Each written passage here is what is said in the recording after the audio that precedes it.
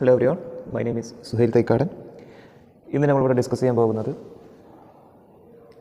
Diploma in electrical and electronics എഞ്ചിനീയറിംഗിലെ 5th semester സബ്ജക്റ്റായിട്ടുള്ള electricity generation, transmission and distribution സബ്ജക്റ്റിൻ്റെ very important questions ആണ്, അഥവാ 7 മാർക്കിൻ്റെ വെരി ഇമ്പോർട്ടൻറ്റ് ക്വസ്റ്റ്യൻസുകളാണ് ഡിസ്കസ് ചെയ്യുന്നത്. ഓരോ മൊഡ്യൂളും 2 ക്വസ്റ്റ്യൻ വീതം നമ്മൾ ഡിസ്കസ് ചെയ്യും.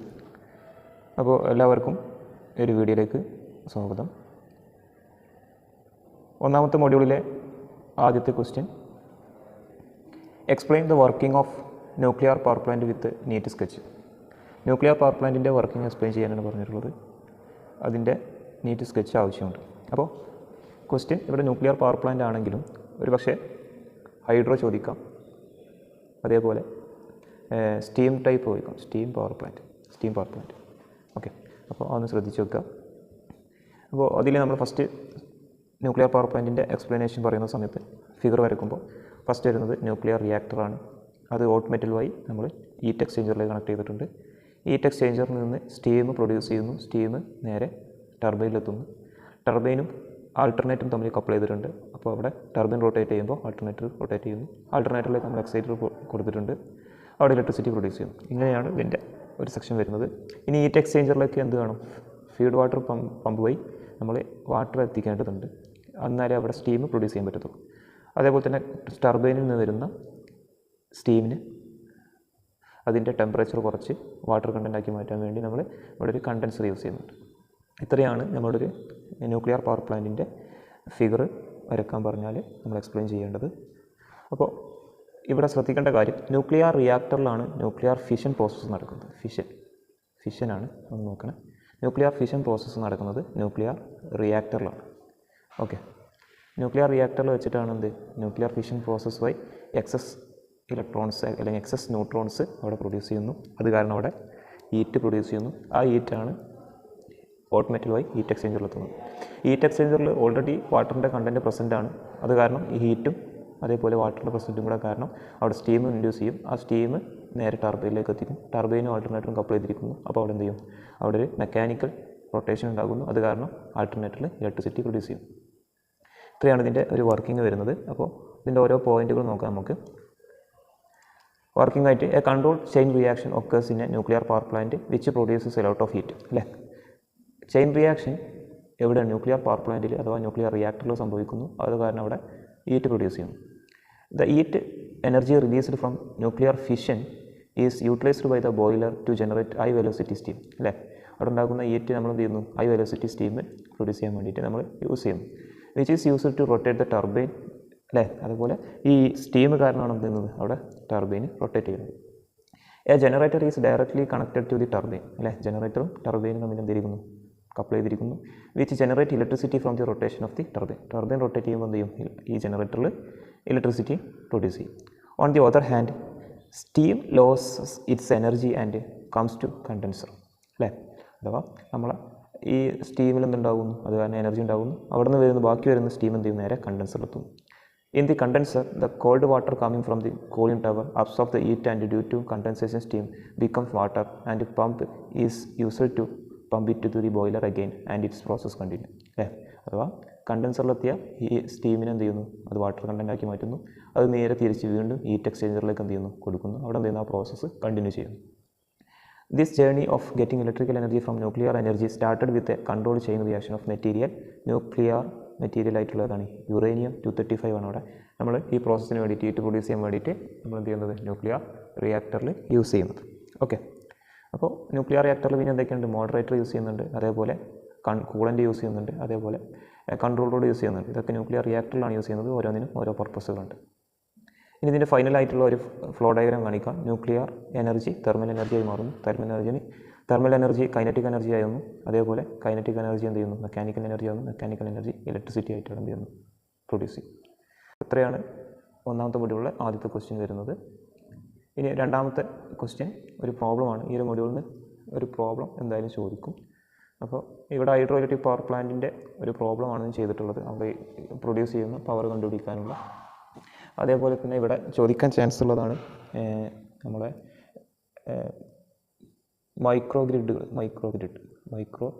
ഗ്രിഡ് എന്ന് പറയുന്ന ഒരു ക്വസ്റ്റ്യനും ഈ 7 മാർക്കിന് ഈ ഭാഗത്ത് നിന്ന് ചോദിക്കാൻ ചാൻസ് ഉണ്ട്. അപ്പോൾ അതൊന്ന് ഓർത്ത് വെക്കുക. ഓക്കെ, എന്നാൽ പിന്നെ നമുക്ക് ഈ രണ്ടാമത്തെ ക്വസ്റ്റ്യൻ നോക്കാം. Find the power in H P that can be developed from hydroelectric power station having the following data.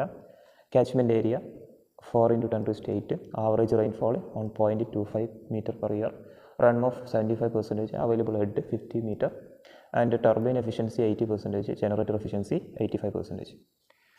Okay, ഇവിടെ തന്നിട്ടുള്ള ഗിവൺ ഡാറ്റ, അതായത് നമ്മളൊരു ഹൈഡ്രോ ഇലക്ട്രിക് പവർ പ്ലാന്റിൻ്റെ പവർ കണ്ടുപിടിക്കണം. ഇൻ എച്ച് പിയിലായിരിക്കണം, അഥവാ എച്ച് പിയിലാണ് കണ്ടുപിടിക്കേണ്ടത്. അപ്പോൾ ആദ്യം തന്നെ ഗിവൺ ഡാറ്റ എടുത്തിരുന്നു. കാച്ച്മെൻറ്റ് ഏരിയ തന്നിട്ടുണ്ട് 4 × 10⁸. ഓക്കെ, അതേപോലെ ആവറേജ് റെയിൻഫോൾ, ഒരു ഇയറുള്ള ആവറേജ് റെയിൻഫോൾ എത്രയാണ്? 1.25 മീറ്റർ പെർ ഇയർ ആണ്. അതേപോലെ റൺ ഓഫ് എത്രയാണ്, അല്ലെങ്കിൽ ഈൽഡ് ഫാക്ടർ, യൂട്ടിലൈസേഷൻ ഫാക്ടർ ഒക്കെ എത്രയാണ്? 75% ആണ്. അതിന് 0.75 എന്ന് പറയുന്നു. അവൈലബിൾ ആയിട്ട് 50 മീറ്റർ ആണ്. അതേപോലെ ടർബൈൻ്റെ എഫിഷ്യൻസി 80%, ജനറേറ്ററിൻ്റെ 85% ആണ്. അപ്പോൾ ഓവറോൾ എഫിഷ്യൻസി എന്ന് പറയുന്നത് എന്താ? ഓവറോൾ എഫിഷ്യൻസി എന്ന് പറയുന്നത് ടർബൈൻ്റെ എഫിഷ്യൻസി ഇൻറ്റു ജനറേറ്ററിൻ്റെ എഫിഷ്യൻസി ചെയ്യുമ്പോൾ നമുക്ക് 0.8 എന്ന് കിട്ടും. ഓക്കെ, ഇത്രയും കാര്യങ്ങളാണ് ഗിവൺ ഡാറ്റയിൽ തന്നിട്ടുള്ളത്. ഇത് നമ്മൾ എടുത്തെഴുതി. ഇനി ഇവിടെ ശ്രദ്ധിക്കേണ്ട കാര്യം, നമുക്ക് ഇക്വേഷൻ അറിഞ്ഞിരിക്കണം. ആദ്യമേ ഈ ഒരു ഹൈഡ്രോ പവർ പ്ലാന്റിൻ്റെ ഇക്വേഷൻ അറിഞ്ഞിരിക്കണം. അപ്പോൾ ഫസ്റ്റായിട്ട് നമ്മൾ എന്ത് ചെയ്യുന്നു? അതിൻ്റെ ഇക്വേഷൻ എഴുതി വെക്കുകയാണ്. ഈ ഇക്വേഷൻ നിങ്ങൾക്ക് കാണാം. ഈ ഇക്വേഷൻ എഴുതുന്ന സമയത്ത് നമ്മൾ ശ്രദ്ധിക്കേണ്ടത്, ഒരു പക്ഷേ നിങ്ങൾ പഠിച്ചിട്ടുള്ള ഇക്വേഷൻ വേറെ മോഡലായിരിക്കാം. ഇത് അതിനൊന്ന് ചുരുക്കി എഴുതുന്നതാണ്. എഫിഷ്യൻസി WQHG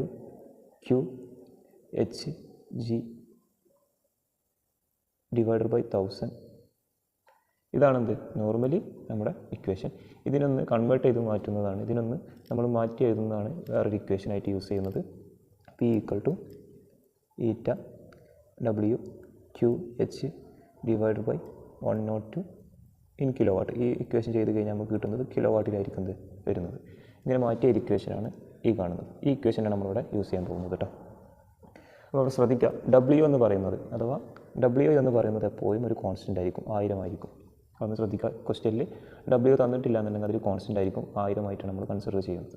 ഓക്കെ, ഇനി ഈ ക്വസ്റ്റ്യനിൽ നമുക്ക് എഫിഷ്യൻസി നമുക്ക് കിട്ടിയിട്ടുണ്ട്, ഓവറോൾ എഫിഷ്യൻസി കിട്ടിയിട്ടുണ്ട്. W ഞാൻ പറഞ്ഞതാണ് കോൺസ്റ്റൻ്റ് ആണ്, 1000 ആണ്. H അവൈലബിൾ ഹെഡ് തന്നിട്ടുണ്ട്, എത്ര? 50 മീറ്റർ ആണ് അല്ലേ. ഇനി നമുക്ക് കിട്ടുന്നത് Q ആണ്. Q എന്ന് പറയുന്നത് availability of water per second ആണ് അല്ലേ. Volume of water per second. ഒരു സെക്കൻഡിൽ കിട്ടുന്ന വാട്ടറിൻ്റെ അവൈലബിലിറ്റിയാണ് Q എന്ന് പറയുന്നത്. അപ്പോൾ Q കണ്ടുപിടിക്കാനൊരു ഇക്വേഷൻ ഉണ്ട്. ഈ Q കണ്ടുപിടിക്കാനൊരു ഇക്വേഷൻ ഉണ്ട്. അതാണ് നമുക്ക് catchment area into annual rainfall into yield factor, അത് ഡിവൈഡർ ബൈ ഒരു ഇയറിൽ എത്ര സെക്കൻഡ് ഉണ്ട്? 365 ദിവസത്തിൽ 24 മണിക്കൂറുണ്ട്. 24 മണിക്കൂറിൽ 60 മിനിറ്റ് ഉണ്ട്. 60 മിനിറ്റിൽ 60 സെക്കൻഡ് ഉണ്ട്. അങ്ങനെ ചെയ്യുന്നതാണ് നമുക്ക് കിട്ടും മീറ്റർ ക്യൂബ് പെർ സെക്കൻഡ്. അഥവാ ഇത് ചെയ്ത് കഴിഞ്ഞാൽ മീറ്റർ ക്യൂബ് കിട്ടും, ഡിവൈഡർ ബൈ ഇത് ചെയ്ത് കഴിഞ്ഞാൽ സെക്കൻഡും കിട്ടും. ഒരു സെക്കൻഡ്, ഒരു വർഷത്തിൽ ടോട്ടൽ സെക്കൻഡ്. അപ്പോൾ ഒരു സെക്കൻഡിൽ കിട്ടുന്ന അവൈലബിലിറ്റി ഓഫ് വാട്ടറിനെ നമുക്ക് എന്ത് ചെയ്യാം? കണ്ടുപിടിക്കുക. അതാണ് Q. ഓക്കെ, ഇനി ചില ക്വസ്റ്റ്യൻ എന്ത് ചെയ്യും? Q ഡയറക്റ്റ് തരും, അഥവാ മീറ്റർ ക്യൂബ് പെർ സെക്കൻഡ് എന്ന് തരും. അഥവാ ഒരു 93 മീറ്റർ ക്യൂബ് പെർ സെക്കൻഡ് എന്ന് തന്നിട്ടുണ്ടെങ്കിൽ ഈ ഇതാണ് എന്ത്? Q എന്ന് പറയുന്നത്. ഓക്കെ, ചില സ്ഥലങ്ങളിൽ ചില ക്വസ്റ്റ്യൻ എന്തായിരിക്കും? ഒരു volume of catchment area, volume of reservoir തന്നിട്ടുണ്ടാവും. അഥവാ ഒരു 100 മീറ്റർ ക്യൂബാണ് റിസർവോയറിൻ്റെ വോളിയം. അപ്പോൾ നമുക്ക് എന്ത് ചെയ്യാം? ഇതിൽ നിന്ന് Q കണ്ടുപിടിക്കാൻ എന്ത് ചെയ്താൽ മതി? ഈ Q കണ്ടുപിടിക്കാൻ എന്ത് ചെയ്യാം? ഈ 100നെ എന്ത് ചെയ്യുക? 365 ഇൻറ്റു 24 ഇൻറ്റു 60 ഇൻറ്റു 60 ചെയ്ത് കഴിഞ്ഞാൽ എന്ത് കിട്ടും? നമുക്ക് Q കിട്ടും. ഓക്കെ, അപ്പോൾ ആ ക്വസ്റ്റ്യൻസിന് നമ്മൾ എന്ത് ചെയ്യണം? മനസ്സിലാക്കണം. അഥവാ Q ആണോ തന്നിട്ടുള്ളത്, അഥവാ Q കണ്ടുപിടിക്കാനുള്ള വോളിയമാണോ തന്നിട്ടുള്ളത്, അഥവാ അല്ലാന്നുണ്ടെങ്കിൽ ഈ ടോട്ടൽ കണ്ടുപിടിക്കാനുള്ള നമ്മൾ നോർമലി പറഞ്ഞ ഈ ഒരു ഇക്വേഷൻ കണ്ടുപിടിക്കാനുള്ള സ്റ്റെപ്പാണ് തന്നിട്ടുള്ളത് നോക്കണം. ചില ക്വസ്റ്റ്യനിൽ ഓരോ മെത്തേഡുകളാണ്. ചിലപ്പോൾ ഡയറക്റ്റ് Q തരും. ഡയറക്റ്റ് Q തന്നിട്ടുണ്ടെങ്കിൽ അതെടുത്ത് എഴുതിയാൽ മതി Qയുടെ സ്ഥാനത്ത്. ഡയറക്റ്റ് Q തരുന്ന സമയത്ത് മീറ്റർ ക്യൂബ് പെർ സെക്കൻഡ് ആയിരിക്കും എന്ത് വരിക? അതിൻ്റെ യൂണിറ്റ് വരുന്നത് ശ്രദ്ധിക്കുക. ഇനി Qക്ക് പകരം വോളിയം മാത്രം തന്നിട്ടുള്ളത് എന്ത് ചെയ്യുക? അതിനെ 365 ഇൻറ്റു 24 ഇൻറ്റു 60 ഇൻറ്റു 60 ചെയ്ത് സെക്കൻഡിലേക്ക് മാറ്റി അതിൽ നിന്ന് Q കണ്ടുപിടിക്കാം. അപ്പോൾ ഇതൊന്ന് ഓർത്ത് വെക്കുക, പല രീതിയിൽ ക്വസ്റ്റ്യൻ വരാം. ഇനി നമുക്ക് ബാക്കി ക്വസ്റ്റ്യൻസിൻ്റെ ബാക്കി നോക്കാം. കാച്ച്മെൻറ്റ് ഏരിയ എന്ന് പറഞ്ഞത് 4 × 10⁸ ആണ്. നമുക്ക് ക്വസ്റ്റ്യൻ തന്നിട്ടുണ്ട്. ആനുവൽ റെയിൻഫോൾ 1.25 ആണ്. അതേപോലെ ഈൽഡ് ഫാക്ടർ അല്ലെങ്കിൽ റൺ ഓഫ് 0.75 ആണ്. Divider by 365 into 24 into 60 into 60 അങ്ങനെ ചെയ്ത് വരുമ്പോൾ മീറ്റർ ക്യൂബ് പെർ സെക്കൻഡിൽ നമുക്ക് Qയുടെ വാല്യൂ കിട്ടി 11.891 metre cube per second. Okay, ഈ വാല്യൂ, ഈ Qയുടെ വാല്യൂ നമ്മൾ ഈ ഇക്വേഷനിൽ പുട്ട് ചെയ്യാം. ഓക്കെ, എഫിഷ്യൻസി നമുക്കറിയാം, നമ്മൾ കണ്ടുപിടിച്ചു. W കോൺസ്റ്റൻ്റ് ആണ് 1000 ആണ്. Q ഇപ്പോൾ നമ്മൾ കണ്ടുപിടിച്ചു എത്രയാണ് 11.89. അതേപോലെ H അവൈലബിൾ ഹെഡ് 50 ആണ്. ഇത്രയും കാര്യങ്ങൾ എന്ത് ചെയ്തു ഈക്വേഷൻ നമ്മൾ കൊടുത്തു ഡിവൈഡ് ബൈ 102 അല്ലേ. അത് ചെയ്ത് വരുമ്പോൾ നമുക്ക് 3963.67 കിലോ വാട്ട് എന്ന് കിട്ടും. ഓക്കെ, ഇത് നമ്മൾ മെഗാവാട്ടിലേക്ക് മാറ്റുമ്പോൾ നമുക്ക് വേറൊരു വാല്യൂ കിട്ടും. ഓക്കെ, അപ്പോൾ ഇനി ഇത് പവർ ജനറേറ്റ് ഇൻ പവറിലാണ്. നമുക്ക് വേണ്ടത് എന്താണ്? എച്ച് പിയിലായിരുന്നു. എച്ച് പിയിലാണ് എന്ത് വേണ്ടത്? പവർ കണ്ടുപിടിക്കാൻ പറഞ്ഞിട്ടുള്ളത് എച്ച് പിയിൽ. അപ്പോൾ എന്ത് ചെയ്യാം? പവർ ഇൻ എച്ച് പി എന്ന് പറയുമ്പോൾ എന്ത് ചെയ്യാം? നമുക്ക് കിട്ടിയ ജനറേറ്റഡ് പവറിനെ പവർ ഡിവൈഡ് ബൈ 746 ചെയ്ത് കഴിഞ്ഞാൽ എന്ത് കിട്ടും? എച്ച് പിയിലുള്ള പവർ കിട്ടും. അഥവാ 3963.67 ഡിവൈഡ് ബൈ കിലോ വാട്ടിന് നമ്മൾ എന്ത് ചെയ്യുക? 746 എന്നുകൊണ്ട് ഡിവൈഡ് ചെയ്യും. നമുക്ക് കിട്ടുന്നതാണ് എന്ത്? എച്ച് പിയിലുള്ള പവർ. അപ്പോൾ ഇവിടെ എന്ത് ചെയ്യുക? 10⁻³ കൊടുക്കുക. ഈ കിലോ വാട്ടിന് പകരം 10⁻³ കൊടുക്കുക. എങ്കിലേ എന്ത് ചെയ്യുള്ളൂ? നമുക്ക് വാല്യൂ എച്ച് പിയിൽ കിട്ടത്തുള്ളൂ. ഓക്കെ, മനസ്സിലാക്കേണ്ട കാര്യം 1 HP എന്ന് പറയുന്നത് 746 വാട്ടാണ്. ഓക്കെ, അതൊന്ന് ഓർത്ത് വെക്കാം. രണ്ടാമത്തെ മൊഡ്യൂളിൽ ആദ്യത്തെ ക്വസ്റ്റ്യൻ അഥവാ CO2 ക്വസ്റ്റ്യനാണ് ഡിസ്കസ് ചെയ്യുന്നത്. CO2 ആദ്യത്തെ ക്വസ്റ്റ്യൻ ഇത് 3 മാർക്കിന് ചോദിക്കാം, 7 മാർക്കിന് ചോദിക്കാം. അപ്പോൾ പൊതുവേ 3 മാർക്കിനാണ് ചോദിച്ച് കണ്ടിട്ടുള്ളത്. എങ്ങനെ ആയാലും ഒരു ക്വസ്റ്റ്യൻ അതിൽ കാണാം. ഒന്നെങ്കിൽ ലോഡ് കർവ് ആയിരിക്കും, അല്ലാന്നുണ്ടെങ്കിൽ ലോഡ് ഡ്യൂറേഷൻ കർവാണ്. ലോഡ് കർവ് ആണെങ്കിലാണ് ഈ ഒരു ഗ്രാഫ് വരിക. ലോഡ് ഡ്യൂറേഷൻ കർവ് ആകുമ്പോൾ അതിൻ്റെ ഗ്രാഫിന് വേരിയേഷൻ ഉണ്ട്. അതൊന്ന് ശ്രദ്ധിക്കുക. ഈ ഒരു സെക്ഷൻ എന്ന് പറയുന്നത് ലോഡാണ്. Load demand in megawatt. അതേപോലെ ഈ ഒരു സെക്ഷൻ എക്സ് ആക്സിസ് വരുന്നത് ടൈമാണ്. ഇത് ഡെയിലി ലോഡ് കർവ് ആയതുകൊണ്ട് തന്നെ 24 മണിക്കൂറിൻ്റെ ഒരു ലോഡ് കർവാണ് കാണിക്കുന്നത്. അതേപോലെ ഇവിടെ നിങ്ങൾക്ക് കാണാം ഒരു പൾസ് വരുന്ന ഈ ഹയസ്റ്റ് പോയിൻ്റാണ് പീക്ക് എന്ന് പറയുന്നത്. പീക്ക് ലോഡ് വരുന്ന പോയിൻറ്റുകളാണ് ഈ കാണുന്ന ഹയസ്റ്റ് പോയിൻറ്റ്. ഓക്കെ, ഇതെന്താണ്? പീക്ക് ലോഡുകളാണ്. ഇവിടെ ബേസിക്കായിട്ട് അഥവാ നമുക്ക് ബേസിക്കായിട്ട് വേണ്ട ലോഡ്, സ്ഥിരം കണ്ടിന്യൂസ് ആയിട്ട് നമുക്ക് വേണ്ട ലോഡാണ് ഇത് ബേസ് ലോഡ് എന്ന് പറയുന്നത്. അപ്പോൾ ഇതൊന്ന് വരച്ച് പഠിക്കുക, ബേസ് ലോഡും പീക്ക് ലോഡും. ഓക്കെ, ഇനി എന്തിനാണ് ഈ ഒരു ലോഡ് കർവ് നമ്മൾ നോക്കുന്നത്? ലോഡ് ഫാക്ടർ കണ്ടുപിടിക്കാൻ, അതേപോലെ മാക്സിമം ഡിമാൻഡ് കണ്ടുപിടിക്കാൻ, അതേപോലെ നമുക്ക് വേണ്ട പവർ യൂണിറ്റ് ജനറേറ്റ് ചെയ്യേണ്ട ഇലക്ട്രിസിറ്റിയുടെ വാല്യൂ കണ്ടെത്താൻ, ഇത്രയും കാര്യങ്ങളൊക്കെ കമ്പയർ ചെയ്യാം ഈ ഒരു ലോഡ് കർവ് യൂസ് ചെയ്യാം. അപ്പോൾ ലോഡ് കർവിൻ്റെ ഓരോ പോയിന്റുകൾ, the curve showing the variation of load on the power station with respect to time is known as load curve അല്ലേ. അതായത് ലോഡ് വിത്ത് റെസ്പെക്ട് ടു ടൈമാണ് എന്ത് ലോഡ് കർവ് എന്ന് പറയുന്നത്. Okay, if this curve is plotted over a time period of 24 hours is known as daily load curve അല്ലേ. 24 മണിക്കൂറിൻ്റെ ഒരു load കർവാണ്, അതിന് daily load curve എന്ന് പറയും. അതേപോലെ തന്നെ if it is plotted for a week or month or year then it's named as weekly or monthly or yearly load curve അല്ലേ. നമ്മൾ ഒരു ആഴ്ചയിലത്തെ ലോഡ് കർവാണ് കാണിക്കുന്നത്, അതിന് വീക്ക്ലി ലോഡ് കർവ് എന്നും, ഒരു മാസത്തെ ആണെങ്കിൽ അതിന് മന്ത്ലി ലോഡ് കർവ് എന്നും, ഒരു ഇയർലി ആണെങ്കിൽ അതിന് ഇയർലി ലോഡ് കർവ് എന്നും എന്ത് ചെയ്യാം നമുക്ക് പറയാൻ പറ്റും. മൂന്നാമത്തെ point, the yearly load curve in power plant is generally used to determine annual load factor അല്ലേ. ഇയർലി ലോഡ് കർവ് വെച്ചിട്ട് നമ്മൾ എന്ത് ചെയ്യും? ലോഡ് ഫാക്ടർ കണ്ടുപിടിക്കാനാണ് മെയിൻലി യൂസ് ചെയ്യുന്നത്. ഓക്കെ, ഇത്രയും കാര്യങ്ങളൊന്ന് ഓർത്ത് വെക്കുക. അതേപോലെ തന്നെ ഇതിൽ നിന്ന് കുറേ എന്താണ് ഇമ്പോർട്ടൻസ് ഓഫ് ലോഡ് കർവ് 3 മാർക്കിന് ചോദിക്കാം. ഇമ്പോർട്ടൻസ് ഓഫ് ലോഡ് കർവ് ചോദിക്കാറുണ്ട്. ഇമ്പോർട്ടൻസ് ഓഫ് ലോഡ് കർവ് നമ്മൾ പറഞ്ഞ പോലെ ലോഡ് ഫാക്ടർ കണ്ടുപിടിക്കാൻ, മാക്സിമം ഡിമാൻഡ് കണ്ടുപിടിക്കാൻ, എനർജി ജനറേറ്റഡ് പെർ ഇയർ കണ്ടുപിടിക്കാൻ, അതേപോലെ എന്താണ് അവിടെ വരുന്ന ഡൈവേഴ്സിറ്റി ഫാക്ടർ കണ്ടുപിടിക്കാൻ, ഇതിനൊക്കെ എന്ത് പറ്റും? നമ്മുടെ ലോഡ് കർവ് യൂസ് ചെയ്യാൻ പറ്റും. ഓക്കെ, ഇനി ലോഡ് കർവിലുള്ള 2 ലോഡുകളാണ്, ഒന്ന് ബേസ് ലോഡ്, മറ്റൊന്ന് പീക്ക് ലോഡ് അല്ലേ. ബേസ് ലോഡ് എന്ന് പറയുന്നത്, base load is the minimum level of electricity demand required over a period of 24 hours അല്ല. കണ്ടിന്യൂസ് ആയിട്ട് നമുക്ക് വേണ്ട ഇലക്ട്രിസിറ്റി ഡിമാൻഡിനാണ് ബേസ് ലോഡ് എന്ന് പറയുന്നത്. It is needed to provide power to components that keep running at all time അല്ലേ. ഈ 24 hours വേണ്ട മിനിമം ഡിമാൻഡ് ഇലക്ട്രിസിറ്റി പ്രൊഡ്യൂസ് ചെയ്യാൻ വേണ്ടിയിട്ട് നമ്മൾ എന്ത് ചെയ്യണം? 24 hours റൺ ചെയ്യേണ്ട ഇക്വിപ്മെൻറ്റ് അല്ലെങ്കിൽ കമ്പോണൻസ് ആണ് അല്ലേ.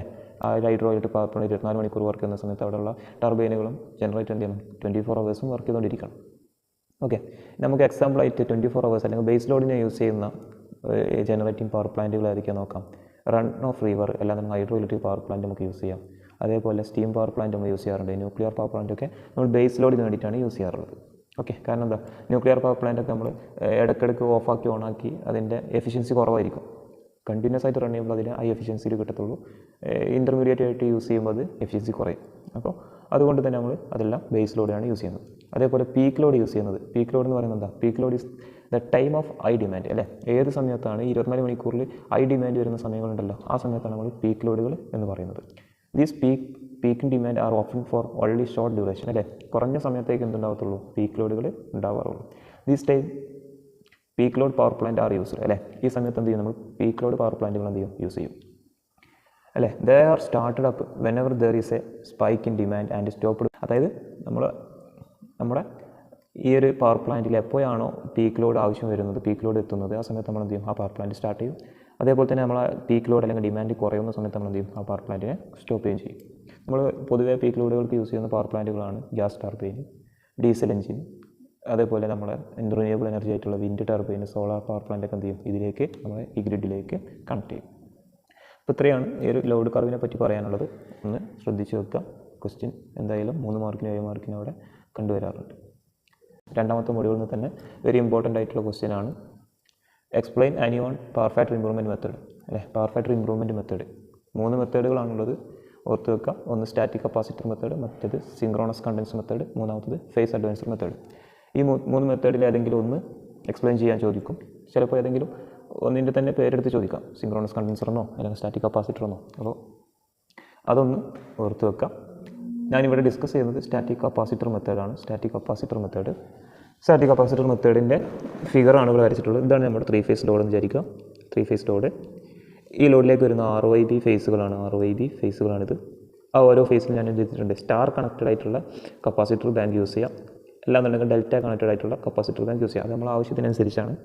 അപ്പോൾ ഈ 2 മെത്തേഡ് ഉണ്ട്, അഥവാ സ്റ്റാർ കണക്റ്റഡ് ഉണ്ട്, ഡെൽറ്റ കണക്റ്റഡ് ഉണ്ട്. ഓക്കെ, ഏത് മെത്തേഡാണ് നമ്മൾ യൂസ് ചെയ്യുന്നത് അതിനനുസരിച്ചാണ്. ഇനി ഇതിൽ വേണ്ടത് നമ്മൾ കപ്പാസിറ്ററുകൾ എന്തായിരിക്കണം, നമ്മുടെ ലോഡിന് പാരലായിട്ടാണ് കണക്ട് ചെയ്യേണ്ടത്. അതൊന്ന് ഓർത്ത് വെക്കുക. പാരലൽ കണക്ഷനാണ് വേണ്ടത് കേട്ടോ, പാരലൽ കണക്ഷൻ. എന്തിനാണ് ഈ ഒരു power factor improvement method use ചെയ്യുന്നതെന്ന് ചോദിച്ചാൽ നമ്മൾ എഴുതേണ്ട കാര്യം, power factor improvement method use ചെയ്യുന്നത് നമ്മുടെ സിസ്റ്റത്തിൻ്റെ എഫിഷ്യൻസി ഇമ്പ്രൂവ് ചെയ്യാനും, അതേപോലെ ലോസ് കുറക്കാനും, അതേപോലെ നമ്മുടെ ട്രാൻസ്മിഷൻ കറൻറ്റ് റെഡ്യൂസ് ചെയ്യാനും. ഓക്കെ, ട്രാൻസ്മിഷൻ കറൻറ്റ് റെഡ്യൂസ് ചെയ്യുക, റിയാക്റ്റീവ് പവർ കൂടുമ്പോൾ എന്ത് ചെയ്യും, കറൻറ്റിൻ്റെ അളവ് കൂടും. അങ്ങനെ കറൻറ്റിൻ്റെ അളവ് കൂടിക്കഴിഞ്ഞാൽ ലോസ് കൂടിക്കഴിഞ്ഞാൽ എഫിഷ്യൻസി കുറയും. അതാണ് അവിടെ വരുന്ന ഒരു പ്രശ്നം. അത് ഇല്ലാതാക്കാൻ വേണ്ടിയിട്ടാണ് എന്ത് ചെയ്യുന്നത്, നമ്മുടെ പവർ ഫാക്ടർ ഇമ്പ്രൂവ് ചെയ്യുന്നത്. പവർ ഫാക്ടർ ഇമ്പ്രൂവ് ചെയ്യുമ്പോൾ എന്ത് സംഭവിക്കും, അവിടെ റിയാക്റ്റീവ് പവർ കുറയും, ആക്റ്റീവ് പവർ എന്ത് ചെയ്യും, ഇൻക്രീസ് ആവും. ഓക്കെ, ഇത്രയും കാര്യങ്ങളാണ് സ്റ്റാറ്റിക് കപ്പാസിറ്ററിൽ. ഏതിലും ഈ കാര്യം ഏത് മെത്തേഡാണ്, സ്റ്റാറ്റിക് കപ്പാസിറ്റർ ആവട്ടെ, സിങ്ക്രോണസ് കണ്ടൻസർ ആവട്ടെ, ഫേസ് അഡ്വാൻസർ ആവട്ടെ, എല്ലാറ്റിലും പറയുന്നത് എന്താണ്, അവിടെ എഫിഷ്യൻസി കൂട്ടാനും കറൻറ്റ് കുറക്കാനും ലോസസ് കുറക്കാനും അതേപോലെ പവർ ഫാക്ടർ ഇമ്പ്രൂവ് ചെയ്യാനും വേണ്ടിയിട്ടാണ് ഈ ഒരു മെത്തേഡ് യൂസ് ചെയ്യുന്നത്. ഓക്കെ, അപ്പോൾ മെത്തേഡുകൾ ഡിഫറൻ്റ് ആണെങ്കിലും പർപ്പസുകൾ ഒന്നാണ്. അപ്പോൾ അതൊന്ന് ഓർത്ത് വെക്കാം. അപ്പോൾ ഇവിടെ ഡിസ്കസ് ചെയ്യുന്നത് സ്റ്റാറ്റിക് കപ്പാസിറ്ററാണ്. സ്റ്റാറ്റിക് കപ്പാസിറ്റർ മെത്തേഡ് നമ്മൾ പറഞ്ഞ് ഫിഗർ വരയ്ക്കുക. ഫിഗർ വരച്ചതിന് ശേഷം ഈ പറഞ്ഞ മുകളിൽ നമ്മൾ കോമൺ ആയിട്ട് പറഞ്ഞ കാര്യങ്ങൾ എക്സ്പ്ലെയിൻ ചെയ്യാം. അതിനുശേഷം power factor can be improved by connecting static capacitor in parallel with equipment operating at lagging power factor. അല്ല, ലാഗിംഗ് പവർ ഫാക്ടറിൽ റൺ ചെയ്തുകൊണ്ടിരിക്കുന്ന ലോഡിന് പാരലായിട്ട് നമ്മൾ എന്ത് ചെയ്യുന്നു, സ്റ്റാറ്റിക് കപ്പാസിറ്റർ യൂസ് ചെയ്യുന്നു. അപ്പോൾ കപ്പാസിറ്റർ പ്രത്യേകത എന്താണ്, അത് ലീഡിംഗ് ആണ്. ലീഡിംഗ് പവർ ഫാക്ടർ ആയിരിക്കും കപ്പാസിറ്ററിൽ വരുന്നത്. ലോഡ് പൊതുവേ നമ്മുടെ 3 ഫേസ് ലോഡുകൾ പൊതുവേ ഇൻഡക്റ്റീവാണ്, അവിടെ ലാഗിംഗ് ആയിരിക്കും. ഈ ലീഡിങ്ങും ലാഗിങ്ങും തമ്മിൽ എന്ത് ചെയ്യും, അവിടെ ഒരു കോമ്പൻസേഷൻ സംഭവിക്കും. അത് കാരണം അവിടെ ഉണ്ടാകുന്ന പവർ ഫാക്ടർ ഇമ്പ്രൂവ് ചെയ്യും. അങ്ങനെയാണ് അവിടെ സംഭവിക്കുന്നത്.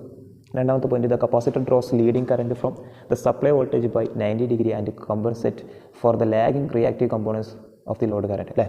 നമ്മൾ കപ്പാസിറ്ററിൽ നിന്ന് വരുന്ന കറൻറ്റ് ലീഡിംഗ് കറൻറ്റാണ്, എത്ര, വോൾട്ടേജിനേക്കാൾ 90 ഡിഗ്രി. അപ്പോൾ ഇത് എന്ത് ചെയ്യും, കോമ്പൻസേറ്റ് ചെയ്യും ഏതുമായിട്ട്, ലാഗിംഗ് റിയാക്റ്റീവ് കമ്പോണൻസ് ലോഡിലുള്ള ലാഗിംഗ് കമ്പോണൻസുമായിട്ട് എന്ത് ചെയ്യും, കോമ്പൻസേറ്റ് ചെയ്തിട്ട് അവിടെ നിന്നുണ്ടാവും, അവിടെ ഒരു പവർ ഫാക്ടർ ഇമ്പ്രൂവ്മെൻറ്റ് നടത്തും. അപ്പോൾ ഇത്രയാണ് ഇതിൽ എക്സ്പ്ലെയിൻ ചെയ്യാനുള്ളത്. ഇനി അവിടെ നമ്മൾ വരയ്ക്കേണ്ട ഒരു ഗ്രാഫുണ്ട്, അതും കൂടെ ഒന്ന് ശ്രദ്ധിക്കുക. അതായത് ഇതാണ് വോൾട്ടേജ് ആക്കി എടുക്കുന്നത്, വോൾട്ടേജ്, സപ്ലൈ വോൾട്ടേജ്. ഇതാണ് നമ്മൾ പറഞ്ഞ IC അഥവാ കപ്പാസിറ്ററിൽ വരുന്ന ലീഡിങ് കറൻറ്റ്. നമ്മുടെ നോർമലി ഉണ്ടായിരുന്ന ലോഡ് കറൻറ്റ് അഥവാ ഇൻഡക്റ്റീവ് ലോഡിലുണ്ടായിരുന്ന ലോഡ് കറൻറ്റാണ് ഈ കാണുന്നത്. ഇതിന് ഞാൻ Φ1 എന്ന് പറഞ്ഞു, Φ1 അല്ലെങ്കിൽ ΦL എന്ന് കാണിച്ചു. ഇനി ഇവിടെ വരുന്ന ഈ ICയും ഈ ILൻ്റെയും റിസൾട്ടൻ്റായിട്ട്, ഓക്കെ, ICയുടെയും ILൻ്റെയും റിസൾട്ടൻ്റായിട്ട് എന്ത് ചെയ്യുന്നു, ഞാൻ ഇവിടെ ഒരു അടുത്ത എന്ത് വരയ്ക്കുന്നു, ലൈൻ വരയ്ക്കുന്നു. ഇതാണെന്ത്, IR റിസൾട്ടൻ്റ് കറൻറ്റ്, ഇപ്പോൾ ഇവിടെ വരുന്ന എന്തായിക്കാരും Φr ആയിരിക്കും, Φr. ഓക്കെ, ഈ ഒരു ഗ്രാഫും കൂടെ വരയ്ക്കാം, ഒന്നുകൂടെ വരച്ച് കാണിക്കാം, ശ്രദ്ധിക്കുക.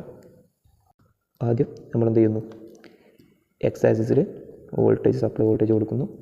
Y ആക്സിസിൽ കമ്പോൺസേറ്റിംഗ് കറൻറ്റ് IC, നമ്മൾ കപ്പാസിറ്റർ കറൻറ്റ് 90 ഡിഗ്രി ലീഡിങ് ആണല്ലോ.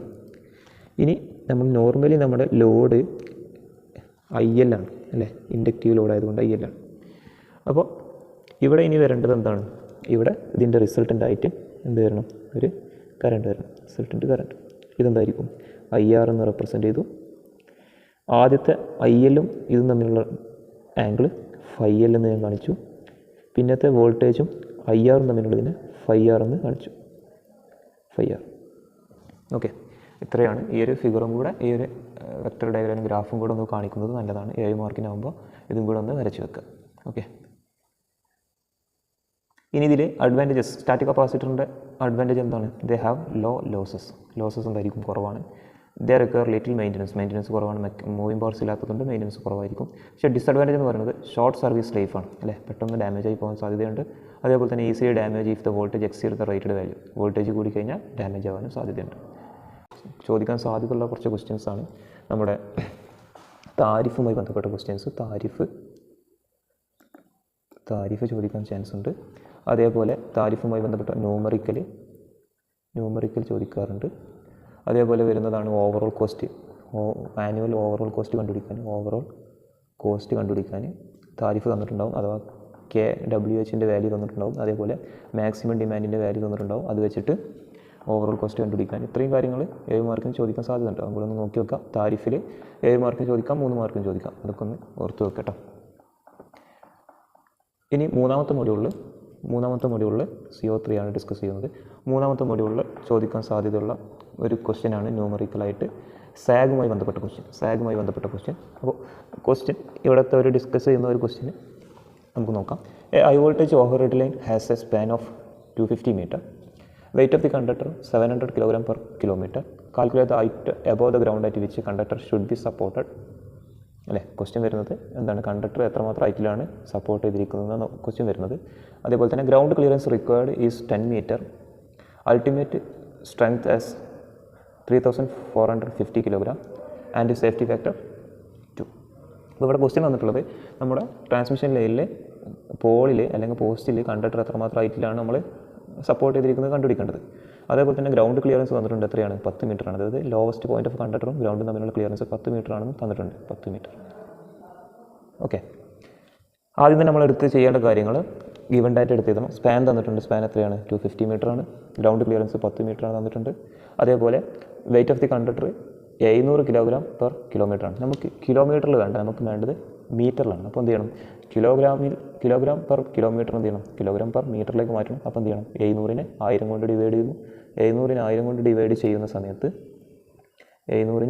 കൊണ്ട് ഡിവൈഡ് ചെയ്യുന്ന സമയത്ത് നമുക്ക് കിട്ടുന്നതാണ് 0.7 kg per meter. നമുക്ക് മീറ്ററിലുള്ള വെയിറ്റാണ് വേണ്ടത്, അതുകൊണ്ടാണ് ഇതിലേക്ക് കൺവേർട്ട് ചെയ്തത്. ഓക്കെ, അതേപോലെ തന്നെ അൾട്ടിമേറ്റ് സ്ട്രെങ്ത് തന്നിട്ടുണ്ട്, എത്രയാണ്, 3450 kg ആണ്. അൾട്ടിമേറ്റ് സ്ട്രെങ്ത്തിനെ നമുക്ക് മാക്സിമം യൂസ് ചെയ്യാൻ പറ്റില്ല, അപ്പോൾ സേഫ്റ്റി ഫാക്ടർ യൂസ് ചെയ്യണം. സേഫ്റ്റി ഫാക്ടർ തന്നിട്ടുണ്ട് 2 ആണ്. ഓക്കെ, ചിലപ്പോൾ പെർമിസിബിൾ സ്ട്രെങ്ത് തരും. പെർമിസിബിൾ സ്ട്രെങ്ത് തന്നാൽ സേഫ്റ്റി ഫാക്ടർ യൂസ് ചെയ്യേണ്ട, ഡയറക്റ്റ് നമുക്ക് അത് തന്നെ ടെൻഷനാക്കി എടുക്കാം. അപ്പോൾ ഇവിടെ അൾട്ടിമേറ്റ് സ്ട്രെങ്ത്തും സേഫ്റ്റി ഫാക്ടറും തന്ന സ്ഥിതിക്ക് നമ്മൾ എന്ത് ചെയ്യണം, നമ്മളവിടെ സ്ട്രെങ്ത്തിനെ യൂസ് ചെയ്തിട്ട് എന്ത് ചെയ്യണം, ടെൻഷൻ കണ്ടുപിടിക്കണം. ടെൻഷൻ കണ്ടുപിടിക്കാനുള്ള equation permissible strength divided by safety ഫാക്ടറാണ്. Permissible strength divide by safety ഫാക്ടറാണ്. അത് ചെയ്യുമ്പോൾ 3450 ഡിവൈഡ് ബൈ 2 ചെയ്യുമ്പോൾ 1725 kg ടെൻഷൻ കിട്ടും. ടെൻഷൻ 1725 kg ആയിട്ട് നമുക്ക് കിട്ടും. ഇനി നമുക്കറിയാം സാഗിൻ്റെ ഇക്വേഷൻ എന്ത് ചെയ്യുക, അപ്ലൈ ചെയ്യുക. സാഗിൻ്റെ ഇക്വേഷൻ വരുന്നത് S=WL² divided by 8T. Okay, ഇതേപോലെ തന്നെ വേറൊരു ഇക്വേഷൻ ഉണ്ട്, S=WL² divided by 2 × T. 2 equation use ചെയ്യാറുണ്ട്. പക്ഷേ ഇവിടെ എന്താണ്, ഈ L എന്ന് പറയുന്നത് എന്താണ്, സ്പാനാണ്. ഞാൻ 250 എടുത്തിട്ടുള്ളത്. ആ ഇക്വേഷൻ യൂസ് ചെയ്യുന്ന സമയത്താണ് 8T ഡിവൈഡ് ബൈ ചെയ്യേണ്ടത്. ഇനി ഞാൻ സ്പാനിന് പകരം L-ന് എന്ത് ചെയ്തു, 125 പകുതി എടുത്തു. എന്തിൻ്റെ, ഈ ടോട്ടൽ സ്പാനിൻ്റെ പകുതിയാണ് എടുത്തിരിക്കുന്നതെന്നുണ്ടെങ്കിൽ എന്ത് ചെയ്യണം, ഇവിടെ ഈ ഇക്വേഷൻ യൂസ് ചെയ്യണം. അപ്പോൾ ഞാൻ യൂസ് ചെയ്യുന്ന ഏതാണ്, ഈ ഒരു ഇക്വേഷനാണ്. Zag S=WL² divide by 8T എന്ന് പറയുന്ന ഇക്വേഷനാണ് ഞാൻ യൂസ് ചെയ്യുന്നത്, 8T. ഓക്കെ, അപ്പോൾ ഇവിടെ L എന്തായിരിക്കും, എത്രയാണോ സ്പാൻ തന്നിട്ടുള്ളത് 250 ആണ്, അത് ഡയറക്റ്റ് ഞാൻ ഇവിടെ അപ്ലൈ ചെയ്യും. അപ്പോൾ ഇവിടെ നമുക്ക് കിട്ടേണ്ട W തന്നിട്ടുണ്ട് അല്ലേ, 700 kg per kilometer ആയിരുന്നു. അതിനെ ഞാൻ എന്ത് ചെയ്തു, മീറ്ററിലേക്ക് കൺവേർട്ട് ചെയ്തപ്പോൾ 0.7 കിട്ടി. അപ്പോൾ 0.7 എന്ന് കൊടുത്തു ഇൻറ്റു ഇനി എനിക്ക് എല്ലാണ്, എന്താണ് സ്പാനാണ്, സ്പാനിൻ്റെ സ്ക്വയർ 250ൻ്റെ സ്ക്വയർ ഡിവൈഡഡ് ബൈ 8 കോൺസ്റ്റൻ്റ് 8 അതുപോലെ തന്നെ എടുത്ത് എഴുതി ഇൻറ്റു ഇനി എന്താണ് ടി ടെൻഷൻ നമ്മളിപ്പോൾ കണ്ടുപിടിച്ചില്ലേ, ടെൻഷൻ ഇപ്പോൾ കണ്ടുപിടിച്ചു എത്രയാണ് 1725 ഇത് ചെയ്ത് കഴിഞ്ഞാൽ നമുക്ക് കിട്ടുന്ന വാല്യൂ ആണ് എത്രയാണ് 3.17 മീറ്റർ 3.17 മീറ്റർ. അഥവാ ഈ സാഗ് എന്ന് പറയുന്നതാണ് ഇവിടം തൊട്ട് ഇവിടം വരെ അല്ലേ, ഇവിടം തൊട്ട് ഇവിടം വരെ ഉള്ളതാണ് എത്ര 3.17 മീറ്റർ. നമ്മളോട് ക്വസ്റ്റ്യൻ ചോദിച്ചത് എന്താണ്, എത്രമാത്രം ഹൈറ്റിലാണ് നമ്മുടെ കണ്ടക്ടർ സപ്പോർട്ട് ചെയ്തിരിക്കുന്നത്. അപ്പോൾ നമുക്ക് ഗ്രൗണ്ട് ക്ലിയറൻസ് ഇവിടം തൊട്ട് ഇവിടം വരെ കിട്ടിയിട്ടുണ്ട്. നമ്മളിപ്പോൾ സാഗും കണ്ടുപിടിച്ചു, അത് രണ്ടും സം ചെയ്ത് കഴിഞ്ഞാൽ നമുക്ക് ടോട്ടൽ ഹൈറ്റ് കിട്ടൂലേ. അപ്പോൾ height of the support or pole equal to എന്താണ് sag plus ground clearance. Sag എത്ര കിട്ടിയത് 3.17, ഗ്രൗണ്ട് ക്ലിയറൻസ് ക്വസ്റ്റ് വന്നിട്ടുണ്ട് എത്രയാണ് 10 ആണ്. അപ്പോൾ ടോട്ടൽ ഹൈറ്റ് എത്ര കിട്ടി 13.17 മീറ്റർ. അപ്പോൾ ഇതെന്ത് കിട്ടി 13.17 മീറ്റർ എന്ന് കിട്ടും.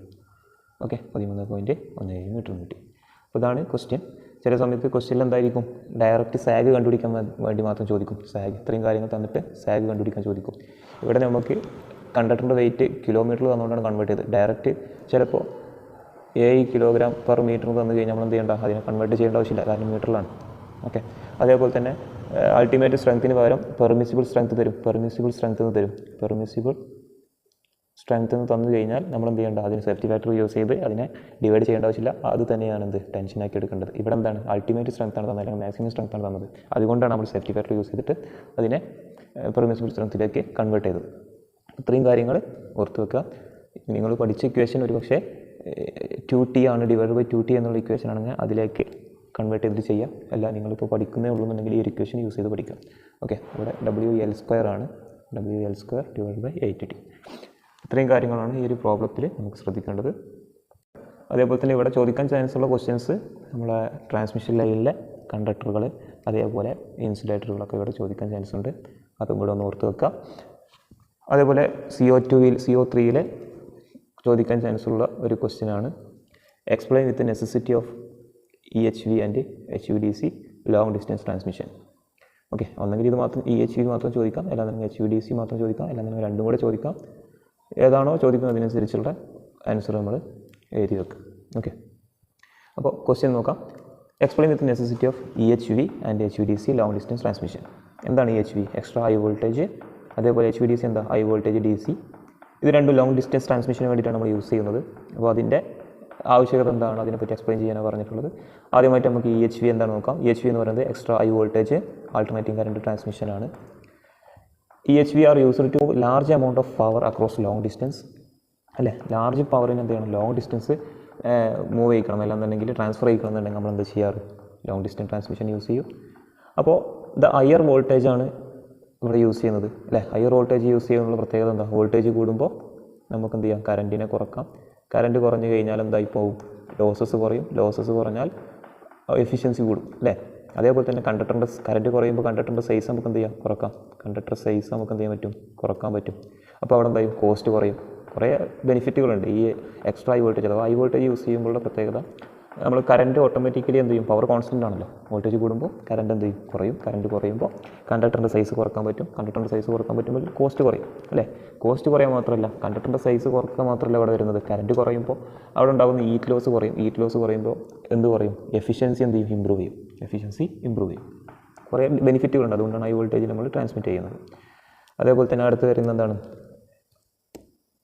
It reduce project cost. A transmission line operating above 220 kV is known as extra high voltage AC transmission. Okay മുകളിൽ പറഞ്ഞ കാര്യങ്ങൾ തന്നെ റെഡ്യൂസ് പ്രൊജക്റ്റ് കോസ്റ്റ്, പ്രൊജക്റ്റിൻ്റെ അഥവാ ട്രാൻസ്മിഷൻ യൂസ് ചെയ്യുന്ന കണ്ടക്ടറിൻ്റെ കോസ്റ്റ് പറയും. ഇനി എന്തിനാണ് നെസസിറ്റി, എന്തിനാണ് ഈ HV AC സിസ്റ്റം യൂസ് ചെയ്യുന്നത്? It will decrease transmission current which reduce ohmic loss, increase the transmission efficiency. മുകളിൽ പറഞ്ഞാൽ തന്നെ എന്ത്, കറണ്ട് കുറക്കുന്നു, ഓമിക് ലോസ് കുറയുന്നു, എഫിഷ്യൻസി ഇമ്പ്രൂവ് ആവും, size of the conductor reduce ചെയ്യുന്നു, അതേപോലെ ട്രാൻസ്മിഷൻ കപ്പാസിറ്റി ഇൻക്രീസ് ചെയ്യുന്നു, decrease installation cost. Advantages of EHV transmission. എന്താണ് അഡ്വാൻറ്റേജസുകൾ നോക്കിക്കേ. Reduction of transmission current and loss, നമ്മൾ മുകളിൽ പറഞ്ഞ കാര്യങ്ങൾ തന്നെ. അതേപോലെ തന്നെ increase the power handling capacity, volume of conductor അല്ലെങ്കിൽ size of the conductor reduce ചെയ്യും, ഇൻക്രീസ് ദ ട്രാൻസ്മിഷൻ എഫിഷ്യൻസി എന്ത് ചെയ്യും, ഇൻക്രീസ് ചെയ്യും. ഇനി ലിമിറ്റേഷൻ ഓഫ് ട്രാൻസ്മിഷൻ. ഇങ്ങനെ EHV ട്രാൻസ്മിഷൻ്റെ ലിമിറ്റേഷൻ എന്ന് പറയുന്നത് ഹൈ ട്രാൻസ്മിഷൻ വോൾട്ടേജ് ആണ് അവിടെ യൂസ് ചെയ്യുന്നത്. അപ്പോൾ എന്ത് ചെയ്യും, ഇൻസുലേഷൻ കോസ്റ്റ് എന്ത് ചെയ്യും, ഇൻക്രീസ് ചെയ്യും. ഇൻസുലേഷൻ കോസ്റ്റ് ഇൻക്രീസ് ചെയ്യും. High voltage also increase the cost of electrical equipment. High വോൾട്ടേജിൽ ഉണ്ടാകുന്ന എക്യുപ്മെൻറ്റിൻ്റെ കോസ്റ്റ് എന്തായിരിക്കും, ഹൈ ആയിരിക്കും. അഥവാ ട്രാൻസ്ഫോമർ, സർക്യൂട്ട് ബ്രേക്കർ എന്നൊക്കെ പറയുന്നതിനൊക്കെ എന്തായിരിക്കും, ഹൈ വോൾട്ടേജ് ആകുമ്പോൾ അവിടെ റേറ്റ് കൂടും. ഓക്കെ, ഇത്രയും കാര്യങ്ങളാണ് ഇവിടെ നമുക്ക് നോക്കാനുള്ളത്. ഇനി എന്താണ് HVDC? HVDC എന്ന് പറയുന്നത് ഞാൻ പറഞ്ഞു high voltage direct current transmission മെത്തേഡാണ്. ഇതും എന്തിനാണ് യൂസ് ചെയ്യുന്നത്, ലാർജ് പവറിനെ എന്ത് ചെയ്യണം, ലോങ് ഡിസ്റ്റൻസിൽ ട്രാൻസ്ഫർ ചെയ്യാൻ വേണ്ടിയിട്ടാണ് നമ്മൾ യൂസ് ചെയ്യുന്നത് HVDC സിസ്റ്റം യൂസ് ചെയ്യുന്നത്. അവിടെ എന്താണ് നോക്കിക്കേ, DC for transmission of bulk power over a long distance. For long distance power transmission HVDC lines are less expensive, losses are less as compared to AC. High voltage ആകുമ്പോൾ current കുറയുമ്പോൾ എന്താണ്, losses കുറയും, efficiency കൂടും. Okay, in compared AC and DC system, ഇവിടെ എന്താണ്, compared AC DC system വേണം. Generate AC voltage is convert to DC at the sending end and then DC voltage is inverted to AC at the receiving end for the distribution purpose. Okay, ഇവിടെ പറയുന്നത് എന്താണ്, നമ്മൾ generate ചെയ്യുന്നത് എന്താണ്, AC ആണ് അല്ലേ. Generation സ്റ്റേഷനുള്ളിൽ AC ആണ് produce ചെയ്യുക. അതിനെന്ത് ചെയ്യും, സെൻഡിങ് എൻഡിൽ നമ്മൾ എന്ത് ചെയ്യും, AC ടു DC കൺവേർട്ട് ചെയ്യും. അതിനെന്ത് ചെയ്യും, ഓവർ ഹെഡ് ലൈനിലൂടെ ലോങ് ഡിസ്റ്റൻസ് ആയിട്ട് ട്രാൻസ്മിറ്റ് ചെയ്തു, DC ആയിട്ട് ലോങ് ഡിസ്റ്റൻസ് ട്രാൻസ്മിറ്റ് ചെയ്തു. അതിനുശേഷം റിസീവിംഗ് എൻഡിൽ അല്ലാന്നുണ്ടെങ്കിൽ ഡിസ്ട്രിബ്യൂഷൻ്റെ എൻഡിൽ എന്ത് ചെയ്യുന്നു, DC ടു AC കൺവേർട്ട് ചെയ്തതിന് ശേഷം അല്ലെങ്കിൽ ഇൻവേർട്ട് ചെയ്തതിന് ശേഷം AC ആയിട്ട് ഡിസ്ട്രിബ്യൂട്ട് ചെയ്യും. ഓക്കെ, അതുകൊണ്ടാണ് ഇവിടെ combined AC and DC system എന്ന് പറയുന്നത്. ഓക്കെ, ഇത്രയും കാര്യങ്ങൾ ഫിഗർ ഒന്ന് പഠിച്ചു വെക്കുക. ഫിഗർ വെരി ഇമ്പോർട്ടൻ്റ് ആണ്. ഇനി advantages of HVDC transmission. A lesser number of conductor and insulator are required, thereby reducing the cost of the overall system അല്ലേ. അഥവാ ഇവിടെ യൂസ് ചെയ്യുന്ന കണ്ടക്ടറുകൾ എന്താണ്, 3 ഫേസ് സിസ്റ്റം പോലെ 3 കണ്ടക്ടർ വേണ്ട, 2 കണ്ടക്ടറാണ് യൂസ് ചെയ്യുക. അതേപോലെ തന്നെ ഇൻസുലേറ്ററും കുറച്ച് മതി. അപ്പോൾ അവിടെ കോസ്റ്റ് എന്തായിരിക്കും, കുറയും. Lesser corona loss is less as compared to HVAC transmission lines. Corona loss കുറവായിരിക്കും. Power loss is reduced with DC. അവിടെ എന്ത് ചെയ്യുന്നു, പവർ ലോസ് കുറയുന്നുണ്ട്. എന്തുകൊണ്ട്, നമ്പർ ഓഫ് കണ്ടക്ടേഴ്സ് കുറവാണ്. അപ്പോൾ അവിടെ എന്ത് ചെയ്യുന്നുണ്ട്, ലോസ് കുറവായിരിക്കും. It does not generate or absorb any reactive power. DCയിൽ എന്തില്ല, റിയാക്റ്റീവ് പവർ ഇല്ല. അപ്പോൾ അവിടെ എന്തായിരിക്കും, റിയാക്റ്റീവ് പവറിൻ്റെ പ്രശ്നങ്ങളില്ല. അപ്പോൾ നമ്മളവിടെ എന്താ വേണ്ട, പവർ ഫാക്ടർ ഇമ്പ്രൂവ്മെൻറ്റ് മെത്തേഡുകൾ യൂസ് ചെയ്യേണ്ട ആവശ്യമില്ല. അവസാനത്തെ point, the very accurate and lossless power flow through the DC link. Okay, അവിടെ ഉണ്ടാകുന്ന എഫിഷ്യൻസി കൂടുതലാണല്ലോ, അപ്പോൾ അക്യുറേറ്റ് ആയിട്ടുള്ള പവർ കിട്ടും, ലോസസ് കുറവാണ് താനും. ഓക്കെ, ഇത്രയും കാര്യങ്ങളാണ് ഇവിടെ ഡിസ്കസ് ചെയ്യേണ്ടത്. ഇനി ഇവിടെ തന്നെ ചോദിക്കാൻ സാധ്യതയുള്ളൊരു ക്വസ്റ്റ്യനാണ് ഫാക്റ്റ് സിസ്റ്റം. ഫാക്റ്റ് 7 മാർക്കിന് അല്ലെങ്കിൽ 3 മാർക്കിന് ചോദിക്കാൻ സാധ്യതയുണ്ട്. Fact system, flexible alternating current transmission. Okay, 4ാമത്തെ മൊഡ്യൂളിൽ ഇമ്പോർട്ടൻ്റ് ആയിട്ട് ചോദിക്കാൻ സാധ്യതയുള്ള ക്വസ്റ്റ്യനാണ്. CO4 വരുന്നതാണ്. Explain any one method in which cable can be laid. Okay, cable നമ്മൾ അണ്ടർഗ്രൗണ്ട് കേബിളിലൂടെ എങ്ങനെയാണ് അത് ഇൻസ്റ്റാൾ ചെയ്യുന്നുള്ള മെത്തേഡുകളുണ്ട്. അതിൻ്റെ ഏതെങ്കിലും ഒരു മെത്തേഡ്, പൊതുവെ ഡയറക്റ്റ് ലൈൻ മെത്തേഡ് ചോദിച്ച് കണ്ടുവരാറുണ്ട്. ഏതാണ് ചോദിക്കാമെന്നറിയില്ല.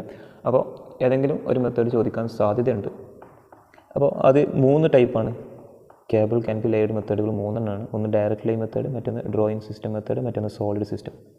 ഓക്കെ, ഇവിടെ ഞാൻ ഡിസ്കസ് ചെയ്യുന്നത് ഡയറക്റ്റ് ലൈൻ മെത്തേഡാണ്. This method of line underground cable is simple and cheap and much favoured modern practice. ഇപ്പോൾ നമ്മൾ കൂടുതലായിട്ട് യൂസ് ചെയ്യുന്നതും അതേപോലെ തന്നെ സിമ്പിളായിട്ട് എക്സ്പെൻസ് കുറവുള്ളൊരു മെത്തേഡാണ് ഡയറക്റ്റ് ലൈൻ മെത്തേഡ്.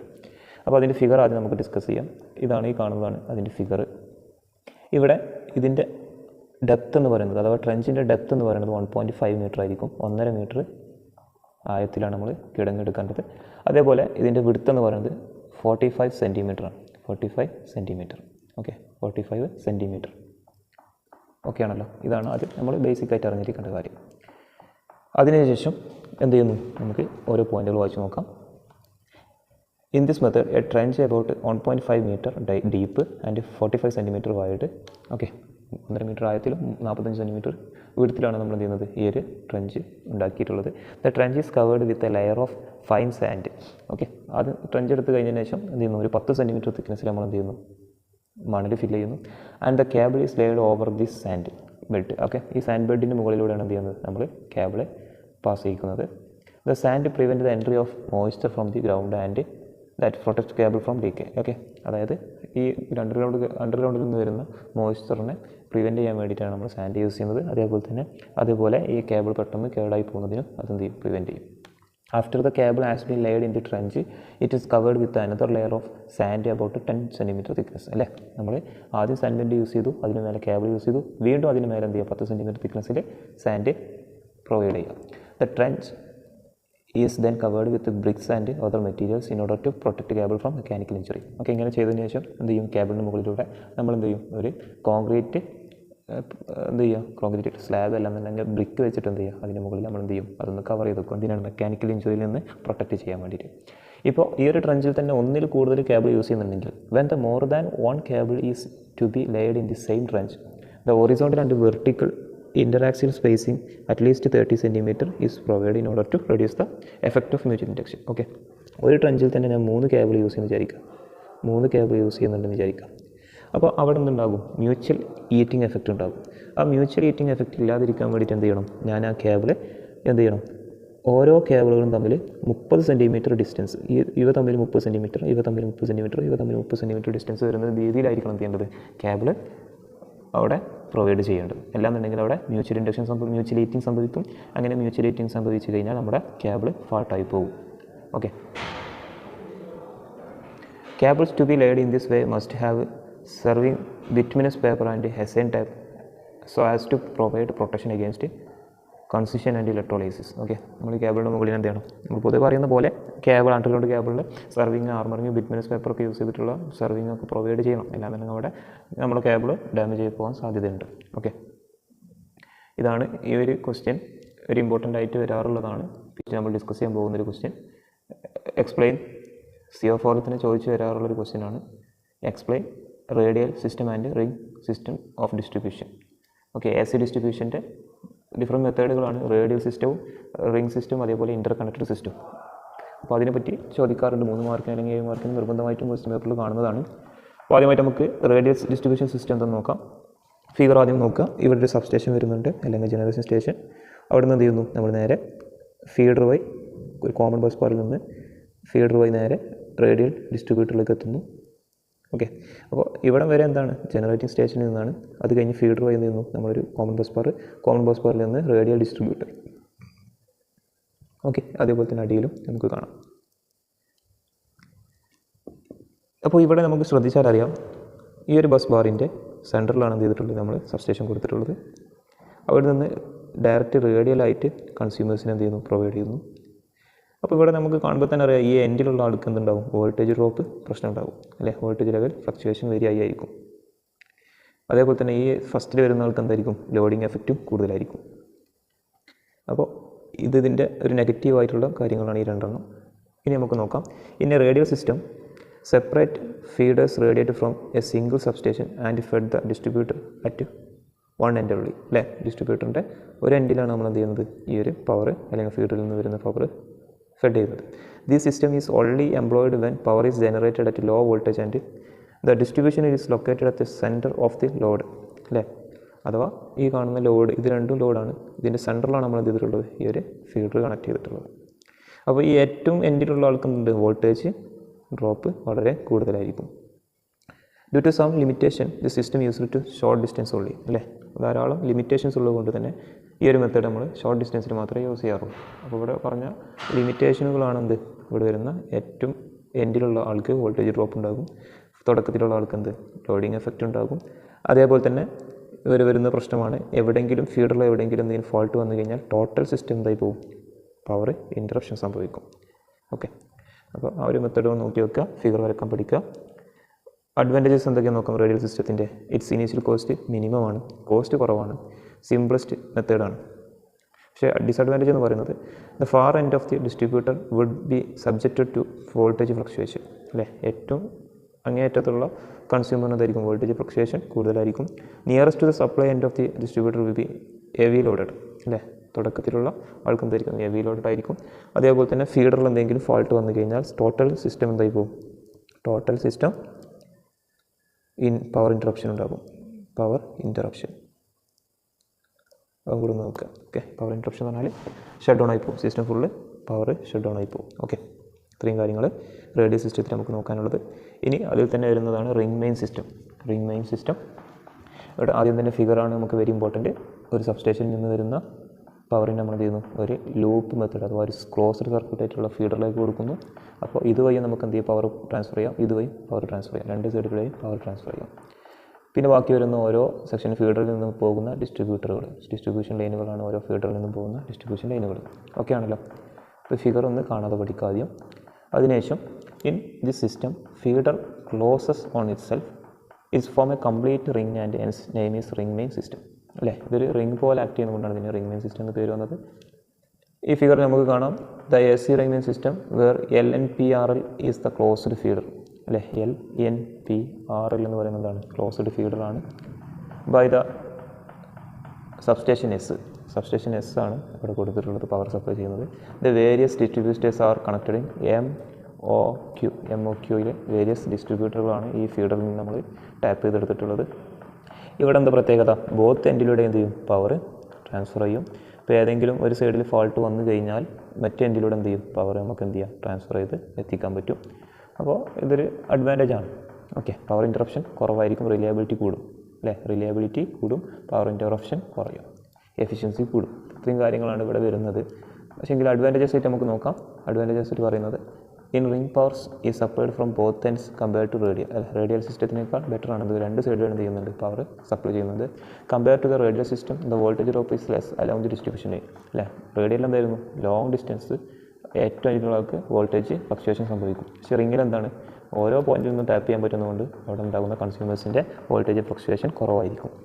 ഇതിൻ്റെ ഡിസഡ്വാൻറ്റേജ് എന്താ പറയുന്നത്, റിംഗ് മെയിൻ സിസ്റ്റത്തിൽ വെരി എക്സ്പെൻസീവ് ആണ്. അല്ലേ, കാരണം എന്താ, required more material than radial സിസ്റ്റത്തേക്കാൾ കൂടുതൽ മെറ്റീരിയൽ വേണം. കാരണം എന്താ, റേഡിയൽ എന്തായിരുന്നു, ഒരു എൻഡിൽ നിന്ന് അങ്ങേ എൻഡ് വരെ മാത്രം കണ്ടക്ടർ യൂസ് ചെയ്താൽ മതി. ഇവിടെ എന്താണ്, ഇവിടെ നമുക്ക് ഒരു ക്ലോസ്ഡ് ലൂപ്പ് എന്തായാലും ഉണ്ടാക്കണം. അപ്പോൾ അത്രയും ഫീഡർ കണ്ടക്ടർ ആവശ്യം വരും, അത്രയും ഫീഡർ കണ്ടക്ടർ. അതേപോലെ മറ്റ് മെറ്റീരിയൽസ് ഒക്കെ ഇവിടെ കൂടുതലായിട്ട് ആവശ്യം വരുന്നത് എവിടെയാണ്, റിംഗ് മെയിൻ സിസ്റ്റത്തിലാണ്. അപ്പോൾ അവിടെ എക്സ്പെൻസ് കൂടുതലാണ്. അതേപോലെ തന്നെ മെയിൻ്റനൻസ് കോസ്റ്റും കൂടുതൽ എവിടെയാണ്, റിംഗ് മെയിൻ സിസ്റ്റത്തിലാണ്. ഓക്കെ ആണല്ലോ, ഇത്രയും കാര്യങ്ങളാണ് ഡിസ്കസ് ചെയ്യാനുള്ളത്. ഇനി ഇൻ്റർ കണക്റ്റഡ് സിസ്റ്റം എന്ന് ചോദിച്ചു കഴിഞ്ഞാൽ എന്ത് ചെയ്യുക, AC ഡിസ്ട്രിബ്യൂഷൻ ഇൻ്റർ കണക്റ്റഡ് സിസ്റ്റം ആകുമ്പോൾ എന്ത് ചെയ്യും, ഇതിൽ തന്നെ എന്ത് ചെയ്യുക, ഒരു സബ്സ്റ്റേഷൻ കൂടി ആഡ് ചെയ്താൽ മതി. ഇവിടെ ഒരു സബ്സ്റ്റേഷൻ കൂടി വന്നു കഴിഞ്ഞാൽ എന്തായി, ഇവിടെ ഒരു സബ്സ്റ്റേഷൻ, ഇവിടെ ഞാൻ എന്ത് ചെയ്തു, 6 എന്ന് പേര് കൊടുത്തു. ഈ 6 എന്ന് പറയുന്ന പോയിന്റിൽ ഒരു സബ്സ്റ്റേഷൻ കൂടി വന്നാൽ എന്ത് ചെയ്യും, ഇൻ്റർ കണക്റ്റഡ് സബ്സ്റ്റേഷനായി, അഥവാ ഇൻ്റർ കണക്റ്റഡ് മെത്തേഡായി. ഒന്നിൽ കൂടുതൽ സബ്സ്റ്റേഷൻ ഒരു ഫീഡറിൽ വന്നു കഴിഞ്ഞാൽ അത് ഇൻ്റർ കണക്റ്റഡ് സബ്സ്റ്റേഷനാണ്. ഓക്കെ, അപ്പോൾ ഇത്രയും കാര്യങ്ങളാണ് നമുക്ക് ഇവിടെ ഡിസ്കസ് ചെയ്യാനുള്ളത്. ഓരോ മൊഡ്യൂളിൽ നിന്ന് രണ്ട് വീതം ക്വസ്റ്റ്യൻസ്. അപ്പോൾ ശ്രദ്ധിക്കുക, ഒന്നാമത്തെ മൊഡ്യൂളിൽ ചോദിക്കാൻ സാധ്യതയുള്ളത് ഹൈഡ്രോലിറ്റിക് പവറുമായിട്ടുള്ള ന്യൂമറിക്കൽ ചോദിക്കാം. ഒന്നാമത്തെ മൊഡ്യൂളിൽ ന്യൂമറിക്കൽ വരാൻ സാധ്യതയുണ്ട്. അതേപോലെ തന്നെ പവർ സ്റ്റേഷനുകൾ ചോദിക്കാറുണ്ട്. അതേപോലെ മൈക്രോ ഗ്രിഡ് ഇത്രയും കാര്യങ്ങളാണ് ഒന്നാമത്തെ മൊഡ്യൂളിൽ ചോദിക്കുക. രണ്ടാമത്തെ മൊഡ്യൂൾ വരുമ്പോൾ രണ്ടാമത്തെ മൊഡ്യൂളിൽ താരിഫുമായി ബന്ധപ്പെട്ട ന്യൂമറിക്കൽ, ഇതിൻ്റെ ന്യൂമറിക്കലും ചോദിക്കാം. അതേപോലെ തന്നെ നമ്മുടെ ഡെഫിനിഷൻസ് ഉണ്ട് ധാരാളം. Average load factor, diversity factor, demand factor, അങ്ങനെ പറയുന്ന കുറേ ടേമുകളുണ്ട്. അതുമായി ബന്ധപ്പെട്ട ക്വസ്റ്റ്യൻ ഉണ്ടാവാം, അതുമായി ബന്ധപ്പെട്ട ന്യൂമറിക്കൽ ഉണ്ടാകും. ഓക്കെ, പിന്നെ അതിൽ തന്നെ വരുന്നതാണ് അടുത്തൊരു മെത്തേഡ് ക്വസ്റ്റ്യനാണ് പവർ ഫാക്ടർ ഇമ്പ്രൂവ്മെൻറ്റ് മെത്തേഡുകൾ. അപ്പോൾ അതും അതിൽ ചോദിക്കാൻ സാധ്യതയുണ്ട്. അപ്പോൾ അതൊന്ന് ഓർത്ത് വെക്കാം. ഇനി മൂന്നാമത്തെ മൊഡ്യൂളിൽ വരാൻ സാധ്യതയുള്ള ക്വസ്റ്റ്യൻസാണ്. ഒന്നാമത്തത് നമ്മുടെ സാഗുമായി ബന്ധപ്പെട്ട പ്രോബ്ലം, അതേപോലെ തന്നെ അടുത്ത് വരാൻ സാധ്യതയുള്ളതാണ് നമ്മുടെ ട്രാൻസ്മിഷൻ ലൈനിലെ കണ്ടക്ടറുകൾ, ട്രാൻസ്മിഷൻ ലൈനിൽ യൂസ് ചെയ്യുന്ന കണ്ടക്ടർ. അതേപോലെ തന്നെ ഡിഫറെൻറ്റ് ടൈപ്സ് ഓഫ് ഇൻസുലേറ്റേഴ്സുകൾ ചോദിക്കാറുണ്ട്.